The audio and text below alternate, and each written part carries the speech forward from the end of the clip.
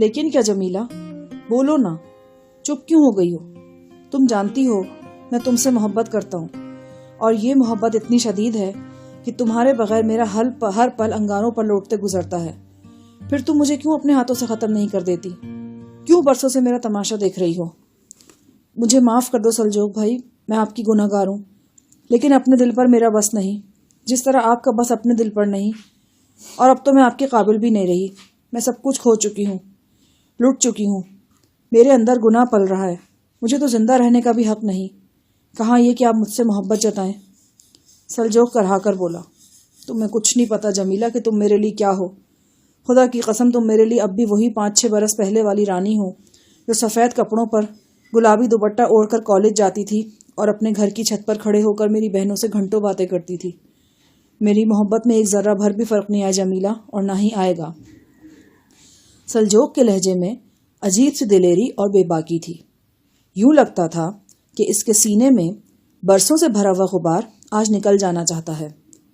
وہ جمیلہ سے آج وہ سب کچھ کہہ دینا چاہتا ہے جو آج تک نہیں کہہ سکا تھا۔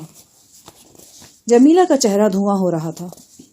اس نے کسمسا کر اپنا ہاتھ سلجوق کے ہاتھ سے چھڑایا اور چارپائی سے اٹھ کھڑی ہوئی۔ پہلے اس نے برآمدے والے دروازے سے نکلنا چاہا، لیکن پھر یہ سوچ کر کہ وہاں میں اور اس کا باپ سو رہے ہیں، وہ باورچی خانے کی طرف آئی۔ میں نے جلدی سے اپنی جگہ چھوڑی اور لپک کر چارپائی پر لیٹ گیا۔ رات بھر میں گہری نیند سویا۔ صبح اٹھا تو طبیعت میں تازگی تھی۔ ایک بھرپور انگڑائی لے کر میں نے پاؤں چارپائی سے اتار دیے۔ وہ صبح بھی کافی نکھری ہوئی اور تر و تازہ تھی۔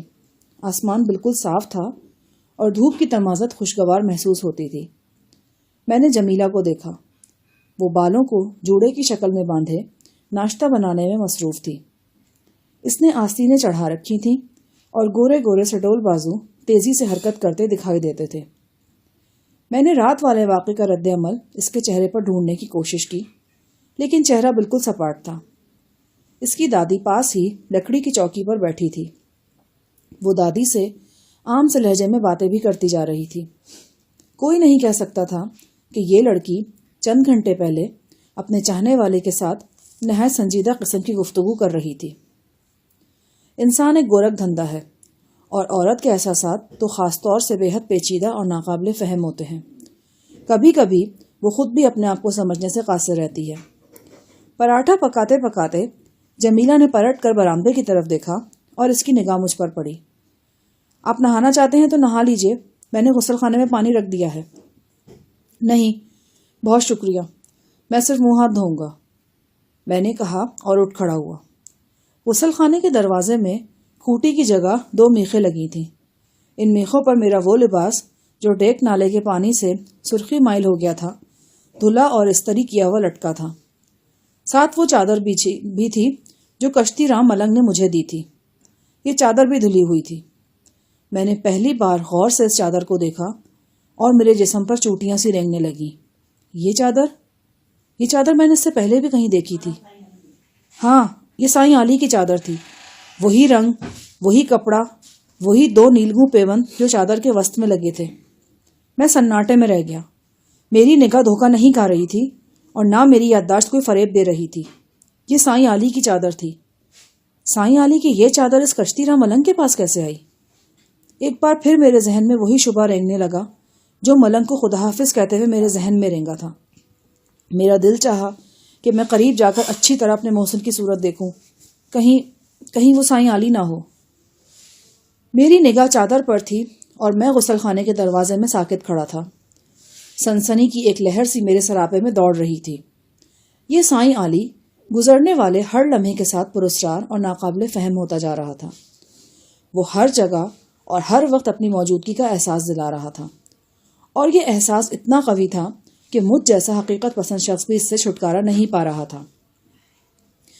منہ ہاتھ دھو کر میں نے چاچے عبداللہ کے کم ناپ کپڑے اتارے اور اپنے پہن لیے۔ چادر کی بکل مار کر میں کھویا سا برآمدے میں آیا۔ جمیلہ نے چارپائی کے سامنے تپائی رکھ دی تھی اور اس پر میرے اور عبداللہ کے لیے ناشتہ چن دیا تھا۔ ہم حیدرآباد میں تھے، لیکن یہ ناشتہ لاہوری تھا۔ پراٹھے، انڈے کا نمکین آملیٹ جس میں پیاز ڈالی گئی تھی، اور سوجی کا حلوہ۔ ناشتہ کرنے کے بعد میں سلجوق کے پاس جا بیٹھا۔ ڈاکٹر صبح سویرے اسے پھر گلوکوز کی ڈرپ لگا گیا تھا۔ اس نے کہا تھا کہ اس کی طبیعت ابھی پوری طرح بحال نہیں ہوئی ہے اور اسے کم از کم 2 روز آرام کرنا چاہیے۔ سلجوق کا رنگ واقعی لیمو کی طرح زرد ہو چکا تھا اور وہ برسوں کا بیمار دکھائی دیتا تھا۔ آج اس کی طبیعت میں تیزی اور برہمی نہ ہونے کے برابر تھی۔ وہ نواب زادی شاہین کے بارے میں بھی اپنے ارادوں پر نظر ثانی کر چکا تھا۔ اس کی باتوں سے پتہ چلا کہ صبح منہ اندھیرے طفیل اور گلاب سنگھ اس کی مزاج پرسی کے لیے آئے تھے۔ اس نے ان سے کہہ دیا ہے کہ نواب زادی کو چھوڑ دیا جائے اور بحفاظت اس کے باپ کی جاگیر تک پہنچا دیا جائے۔ میں یقین سے کہہ سکتا تھا کہ سلجوق کے رویے میں یہ تبدیلی جمیلہ کے کہنے سننے سے آئی ہے۔ رات میں نے انہیں باتیں کرتے دیکھا اور سنا تھا۔ ان کے درمیان یہ گفتگو میرے جاگنے سے پہلے شروع ہو چکی تھی۔ غالباً میں گفتگو کا وہ حصہ نہیں سن سکا تھا جس میں جمیلہ نے سلجوق کو نواب زادی کے حوالے سے سمجھانے بجھانے کی کوشش کی تھی۔ میں نے سلجوق سے بوٹا سنگھ کے بارے میں دریافت کیا۔ اس نے بتایا کہ بوٹا سنگھ کی دائیں ران میں ریپیٹر میں چلنے والے کارتوس کے 2 چھرے لگے ہیں۔ ایک چھرا تو طفیل وغیرہ نے پرسوں رات ہی نکال دیا تھا، دوسرا چھرا ابھی اندر موجود ہے جس کی وجہ سے وہ قدرے تکلیف میں ہے۔ بہرطور آج شام تک طفیل کسی نہ کسی طرح یہ مسئلہ حل کر لے گا۔ میں نے سلجوق سے نادر علی کے بارے میں بھی بات کی۔ میں نے کہا میرا خیال ہے اس کی لاش تمہیں مل چکی ہوگی۔ سلجوق نے اس بات میں جواب دیا۔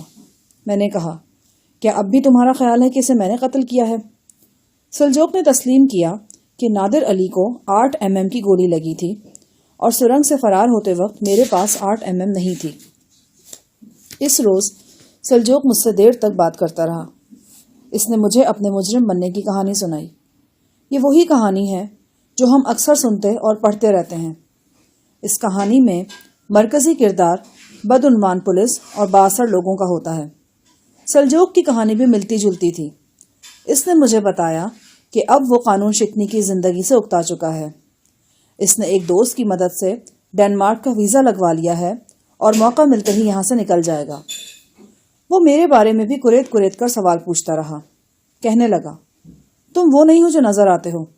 جس وقت ہم نے تمہیں اور نواب زادی کو پکڑا تم جیپ کی پچھلی نشستوں پر بھیگی بلیاں بنے بیٹھے تھے، لیکن ڈیرے سے فرار ہوتے وقت تمہارے تیور ہی اور ہو گئے تھے۔ میں نے کہا بھیگی بلی جب دھوپ میں بیٹھی رہے تو سوکھ جاتی ہے، ہم دونوں بھی سوکھ گئے تھے، اس لیے ڈیرے سے بھاگ نکلے۔ سلجوق کو میرے بارے میں زبردست کریت پیدا ہو چکی تھی۔ دراصل وہ میرے ساتھ ہتھ جوڑی کر کے دیکھ چکا تھا۔ میں نے اسے زیر کرنے اور بے بس کرنے میں 10 سیکنڈ سے زیادہ نہیں لگائے تھے۔ وہ لڑائی بھڑائی کا ماہر شخص تھا۔ یہ بات بآسانی اس کی سمجھ میں آ رہی تھی کہ میں نے اسے کسی اتفاق کے تحت نہیں، مہارت کے ساتھ زیر کیا ہے۔ وہ لاشعوری طور پر اپنی کمتری اور میری برتری تسلیم کر چکا تھا۔ اب جاننا چاہ رہا تھا کہ میں حقیقت میں کون ہوں اور پنجاب سے حیدرآباد کیوں کر پہنچا ہوں۔ میں نے اس کی باتوں کے گول مول جواب دیے۔ ہماری باتوں کے دوران 2 مرتبہ جمیلہ بھی کمرے میں آئی۔ ایک مرتبہ سلجوق کو دلیا اور دودھ دینے، دوسری مرتبہ خالی برتن اٹھانے۔ وہ بالکل خاموش تھی۔ سلجوق کے سامنے آ کر اس کے سنجیدہ چہرے پر شرم کی مدھم سے سرخی لہرا جاتی تھی۔ وہ ایک سرو قد دلکش لڑکی تھی۔ اگر نواب فیروز جنگ اس پر بری طرح فریفتہ ہوا تھا تو اس نے کچھ ایسا غلط نہیں کیا تھا۔ غلط اس نے یہ کیا تھا کہ ایسی دل موہ لینے والی لڑکی کو پھیڑنے کی کچی پلیٹ کی طرح استعمال کر کے پھینک دیا تھا۔ اب وہ اوندھے منہ زمین پر پڑی تھی اور کسی بھی وقت کسی راگیر کا وزنی پاؤں اس کے ٹکڑے کر سکتا تھا۔ شاید میں اسی روز چاچے عبداللہ کا گھر چھوڑ جاتا اور سلجوق کے ڈیرے پر پہنچ کر اپنے زخمی یار بوٹا سنگھ کی خبر لیتا، لیکن دوپہر کے فوراً بعد گہرے بادل آئے اور موسلا دھار بارش شروع ہو گئی۔ جوں جوں دن ڈوبتا گیا طوفان باد و باران شدت اختیار کرتا گیا۔ حیدرآباد شہر کا آسمان جس پر مجھے اب تک رنگ برنگی پتنگیں اور کبوتر ہی اڑتے نظر آتے تھے طوفانی بادلوں سے ڈھک کر چنگھاڑنے لگا اور بجلیاں گرانے لگا۔ رات 8-9 بجے تک میں موسم بہتر ہونے کا انتظار کرتا رہا، لیکن باد و بارہ کا زور نہ ٹوٹا۔ شاید اسی خراب موسم کے باوجود میں چلا بھی جاتا، لیکن ذہن میں ابھرنے والے ایک موہوم تجسس نے میرا ارادہ ڈانو ڈول کر دیا۔ میں اس کہانی کا انجام دیکھنا چاہ رہا تھا جو پچھلے 3 روز سے چپکے چپکے اس 4 دیواری میں پنپ رہی تھی۔ یہ سلجوق اور جمیلہ کی کہانی تھی۔ وہ دونوں ایک نادیدہ کشمکش میں الجھے ہوئے تھے۔ میری چھٹی حس کہہ رہی تھی کہ بہت جلد اس کشمکش کا انجام ہونے والا ہے۔ وہ دونوں ایک ہونے والے ہیں یا ہمیشہ کے لیے بچھڑنے والے ہیں۔ اس رات میں دیر تک جاگتا رہا اور مٹی کی چھت پر تابڑ توڑ برستی بارش کی مدھم آواز سنتا رہا۔ رات 12-1 بجے کا عمل ہوگا جب میں نے ایک مدھم آواز سنی۔ یہ سلجوق کی آواز تھی۔ وہ جمیلہ کو آواز دے رہا تھا۔ وہ بستر علالت پر تھا کہ کسی بھی ضرورت کے لیے وہ جمیلہ یا عبداللہ کو آواز دے سکتا تھا۔ چند لمحے بعد باورچی خانے میں کھٹ پٹ سنائی دی۔ میں نے برآمدے میں اپنے بستر پر لیٹے لیٹے کنکھیوں سے باورچی خانے کی طرف دیکھا۔ باورچی خانے کی چھوٹی بتی روشن تھی اور جمیلہ رکوع کے انداز میں جھکی ہوئی نلکے سے پانی لے رہی تھی۔ غالباً سلجوق نے پانی مانگا تھا۔ پانی کا گلاس لے کر جمیلہ نے بتی بجھائی اور باورچی خانے سے نکل گئی۔ اس کا رخ سلجوق والے کمرے کی طرف تھا۔ میں بستر پر لیٹا آہٹے لیتا رہا۔ 4-5 منٹ بعد اپنی جگہ سے اٹھا اور ننگے پاؤں چلتا ہوا باورچی خانے میں پہنچ گیا۔ کل اسی جگہ سے میں نے کمرے میں جھانکا تھا اور سلجوق اور جمیلہ کی باتیں سنی تھی۔ آج پھر میں نے کھڑکی کی روشن درس سے آنکھ چپکا لی۔ ایک ہوش ربا منظر میرے سامنے تھا۔ سلجوق نے جذبات سے بے قابو ہو کر جمیلہ کو اپنے بازوؤں میں بھر رکھا تھا۔ اس کا چہرہ لال بھبو کا ہو رہا تھا، آنکھوں سے آنسو روا تھے اور وہ دیوانہ وار جمیلہ کے چہرے اور گردن پر بوسے ثبت کر رہا تھا۔ وہ اس کے ہاتھوں میں منتشر تھی۔ اس کی آنکھیں بند تھیں اور ہونٹ سلے ہوئے تھے۔ چہرے پر کوئی خاص تاثر نہیں تھا، نہ غصہ، نہ پیار، نہ نفرت، نہ محبت، بس ایک خود سپردگی سی تھی جو جمیلہ نے خود پر طاری کر رکھی تھی۔ میں جلدی سے پیچھے ہٹ گیا اور واپس آ کر اپنے بستر پر لیٹ گیا۔ صرف 2-3 منٹ بعد جمیلہ کمرے سے نکل آئی۔ اس نے محتاط انداز میں برآمدے کا جائزہ لیا اور مطمئن ہو کر اسی کمرے میں چلی گئی جہاں وہ دادی کے پاس سوتی تھی۔ اگلے روز صبح سویرے میں نے جمیلہ کو دیکھا۔ وہ منہ ہاتھ دھو کر غسل خانے سے نکلی تھی۔ پانی کے قطرے اس کی تھوڑی سے ٹپک رہے تھے۔ غسل خانے سے نکلتے ہوئے اس نے کوئی شے بڑی لاپرواہی سے کوڑے کرکٹ والے ڈبے میں پھینک دی۔ یہ ایک عام سی حرکت تھی، اس پر غور کرنے کی ضرورت ہی نہیں تھی، لیکن تھوڑی دیر بعد جب میں منہ ہاتھ دھونے کے لیے غسل خانے میں گیا اور میری نگاہ کوڑے کے ڈبے پر گئی تو میں بری طرح چونک گیا۔ مجھے کوڑے کے ڈبے میں ایک چمکدار شے نظر آئی تھی۔ میں نے آنکھیں سکوڑ کر اس شے کو دیکھا اور پہچان لیا۔ چند لمحوں کے لیے مجھے یوں لگا کہ گردش دوراں تھم گئی ہے اور میں زمین آسمان کے درمیان معلق ہوں۔ نہ چاہنے کے باوجود میری نگاہ اس چمکیلی شے پر گڑی ہوئی تھی اور میں ہر احتیاط کو نظر انداز کر کے اپنی جگہ ساکت کھڑا تھا۔ جو شے مجھے کوڑے کے ڈبے میں نظر آئی تھی وہ چاندی کا ایک کڑا تھا۔ اس کڑے پر ہر نصف انچ کے فاصلے سے فیروزے لگے تھے اور 4 مقامات پر چھوٹے چھوٹے جڑاؤ پھندے منسلک تھے۔ اس کڑے کو ہتھوڑے یا کسی دوسری وزنی چیز کی ضربات سے توڑ پھوڑ دیا گیا تھا۔ کوئی دوسرا اس کڑے کو دیکھتا تو یقیناً یہی سمجھتا کہ یہ بازار سے 4-5 روپے میں ملنے والا آرائشی کنگن ہے جسے پرانا ہونے پر کوڑے میں پھینک دیا گیا ہے، لیکن میں ایسا نہیں سمجھ سکتا تھا، ہرگز نہیں سمجھ سکتا تھا۔ میں اس گہنے کو اچھی طرح پہچانتا تھا اور یہ بھی جانتا تھا کہ یہ کہاں سے آیا ہے۔ میری آنکھیں دھوکہ نہیں کھا رہی تھیں۔ میں نے یہ نقرئی کڑا ان 25 عدد صندوقوں میں سے ایک صندوق میں دیکھا تھا جو چٹے پل والی حویلی کے تہخانے سے برآمد ہوئے تھے اور بھارت کے شہر فرید کوٹ پہنچ کر لاپتہ ہو گئے تھے۔ یہ کڑا یہاں جمیلہ کے پاس کیسے پہنچا اور پھر جمیلہ کے پاس سے اس کوڑے کے ڈبے میں کیوں آیا؟ یہ بے حد حیرتناک سوالات تھے۔ ان سوالات کی حیرت کو جذب کرنے کی کوشش کرتا ہوا میں غسل خانے میں گھس گیا اور دروازہ اندر سے بند کر لیا۔ سب سے پہلی بات میرے ذہن میں یہی آئی کہ یہ نقرئی کڑا جمیلہ کو کسی نے تحفے میں دیا تھا۔ اس بیچاری کی اپنی اتنی حیثیت نہیں تھی کہ وہ ایسی چیز خرید سکتی۔ پھر فوراً دوسرا سوال ذہن میں ابھرا، جمیلہ کو یہ تحفہ دینے والا کون تھا؟ جس تیزی سے سوال ابھرا تھا اسی تیزی سے جواب بھی ابھرا۔ ہو نہ ہو یہ کڑا جمیلہ کو چھوٹے نواب فیروز جنگ سے ملا تھا۔ ایک دم ذہن میں کھڑکی سی کھل گئی۔ اس سے آگے کی بات خود بخود سمجھ میں آنے لگی۔ نواب فیروز جنگ نے جمیلہ کو برباد کیا تھا۔ بے شک وہ حرف شکایت زبان پر نہیں لائی تھی، لیکن اس دغاباز کا دیا ہوا تحفہ اپنے جسم پر کیسے سجا سکتی تھی؟ اس نے اسے توڑ پھوڑ کر ایک بیکار شے کی طرح کوڑے کے ڈھیر پر پھینک دیا تھا۔ میرے لیے یہ بات اہم نہیں تھی کہ فیروز جنگ نے یہ کنگن نما کڑا جمیلہ کو کب دیا اور اس نے یہ کیوں اسے توڑ پھوڑ کر کوڑے میں پھینکا۔ میرے لیے اہم بات یہ تھی کہ یہ کڑا اگر نواب فیروز جنگ کی ملکیت تھا تو اس کے پاس کہاں سے آیا؟ کہیں ایسا تو نہیں کہ فرید کوٹ کی حدود میں جو ٹرک ہواؤں میں تحلیل ہو گیا تھا وہ یہاں حیدرآباد آن پہنچا ہو؟ اور اس کے ساتھ ہی گندھارا آرٹ کا ذخیرہ میرے تصور میں چمکا، کڑی سے کڑی مربوط ہوتی جا رہی تھی۔ یہ عین ممکن تھا کہ گندھارا نوادرات کا وہ ذخیرہ بھی دراصل اسی دفینے کا ایک حصہ ہو جو میں چٹے پل والی حویلی سے نکال کر لایا تھا۔ یہ خیال اتنا سنسنی خیز تھا کہ مجھے اپنے رونگٹے کھڑے ہوتے محسوس ہوئے۔ نہ جانے کیوں سائیں علی کی دور افتادہ آواز میرے کانوں میں گونجنے لگی۔ اس نے ایک ریسٹورانٹ میں مجھ سے کہا تھا کہ میں مشتبہ قمر کا ساتھ نہ چھوڑوں اور وہ جس راستے پر مجھے چلا رہا ہے اسی پر چلتا رہوں، کیونکہ یہ راستہ بھی مجھے اسی منزل پر لے جائے گا جہاں میں پہنچنا چاہ رہا ہوں۔ اگر وہ ٹرک نواب شہریار جنگ کی حویلی میں پہنچا تھا تو اس کا مطلب تھا کہ میرا دوست، میرا یار غار صفدر بھی یہیں کہیں موجود ہے، وہ جس کی صورت دیکھے ہوئے مجھے مہینوں گزر گئے تھے، جس کی یاد ایک روگ کی طرح میرے دل سے چمٹی ہوئی تھی۔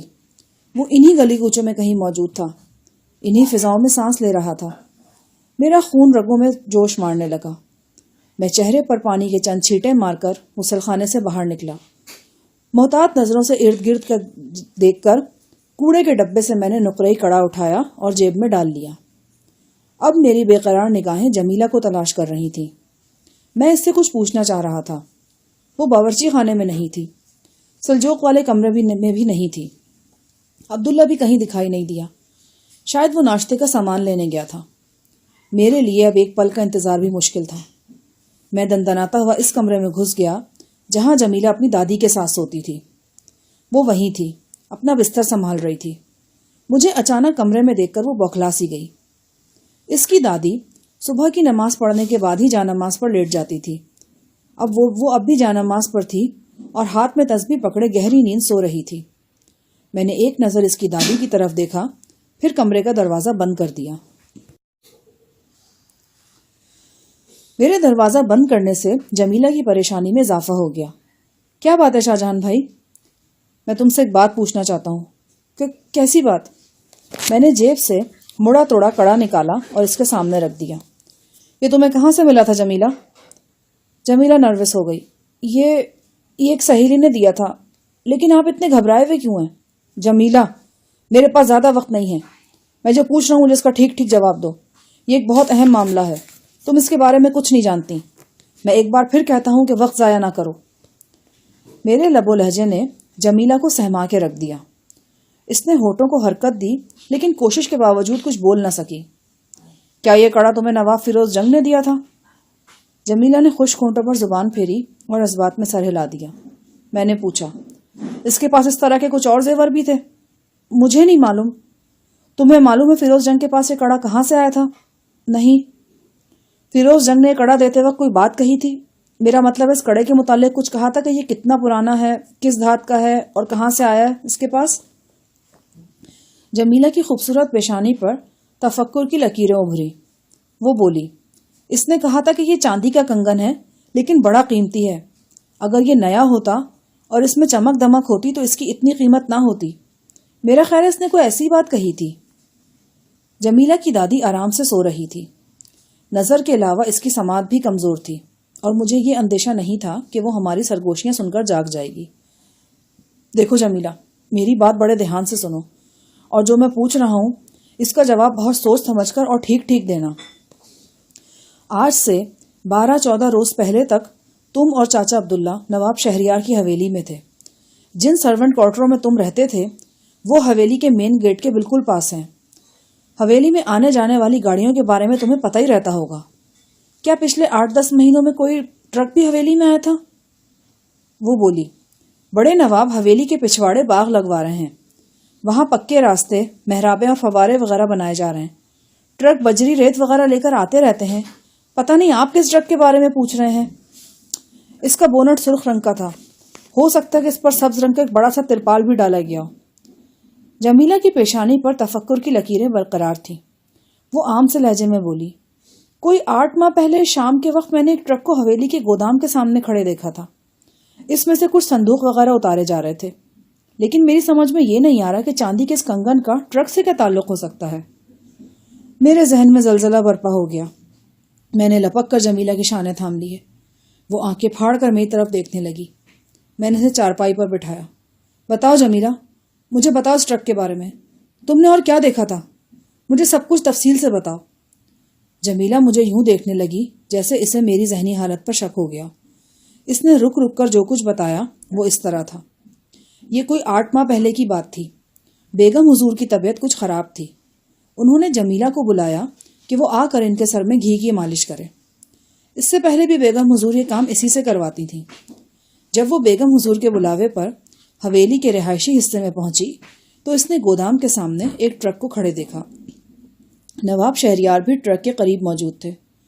نواب صاحب کے کچھ کارندے ٹرک سے صندوق اتار کر گودام میں لے جا رہے تھے۔ آوازوں سے اندازہ ہوتا تھا کہ ان میں کئی صندوق دھات کے بنے ہوئے ہیں۔ وہ کافی وزنی بھی محسوس ہوتے تھے۔